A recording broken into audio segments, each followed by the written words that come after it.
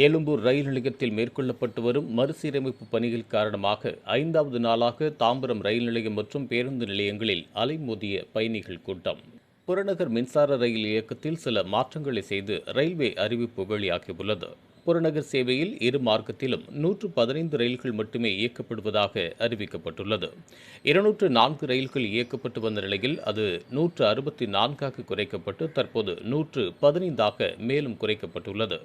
அதன்படி பயணிகளுக்கு ஏற்படும் சிரமத்தை குறைக்க சென்னை எழும்பூர், சென்ட் தாமஸ் மவுண்ட் மற்றும் கூடுவாஞ்சேரி, செங்கல்பட்டு இடையே இஎம்யூ ஷெட்டில் சேவைகள் இயக்கப்படுவதாக அறிவிப்பு வெளியிடப்பட்டுள்ளது.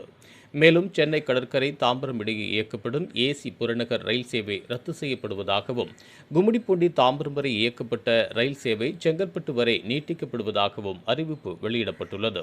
அதே சமயம் இந்த சிறப்பு மின்சார ரயில்கள் சென்ட் தாமஸ் மவுண்ட் மற்றும் எழும்பூர் நோக்கி செல்லும் போது பல்லாவரம், கோடம்பாக்கம், நுங்கம்பாக்கம் மற்றும் சேத்பட் நிலையங்களில் நிறுத்தத்தை தவிர்க்கும். இதேபோல எழும்பூரிலிருந்து கூடுவாஞ்சேரி மற்றும் செங்கல்பட்டு நோக்கி செல்லும் போது சேத்பட், கோடம்பாக்கம் மற்றும் நுங்கம்பாக்கம் நிலையங்களில் நிறுத்தத்தை தவிர்க்கும். சென்னை எழும்பூர் ரயில் நிலையத்தில் நீண்டகால உட்கட்டமைப்பு மேம்பாட்டிற்கு அவசியமான இந்த தற்காலிக செயல்பாட்டு மாற்றத்தின் போது பயணிகள் தங்கள் பயணத்தை தொடங்குவதற்கு முன் திருத்தப்பட்ட கால அட்டவணையை தயவு செய்து சரிபார்த்து ஒத்துழைக்குமாறு சென்னை கோட்டம் கேட்டுக்கொள்கிறது. தாம்பரம், பெருங்குளத்தூர், சானட்டோரியம் உள்ளிட்ட ரயில் நிலையங்களில் இன்று காலை முதலே பயணிகளின் கூட்டம் அலைமோதி வருகின்றது. பொதுமக்களின் சிரமத்தை குறைக்கும் நோக்கில் மாநகர போக்குவரத்து கழகம் சார்பில் ராயபுரம், கிளாம்பாக்கம் மற்றும் தாம்பரம், செங்கல்பட்டு இடையே கூடுதலாக 50 பேருந்துகள் இயக்கப்பட்டு வருகின்றன.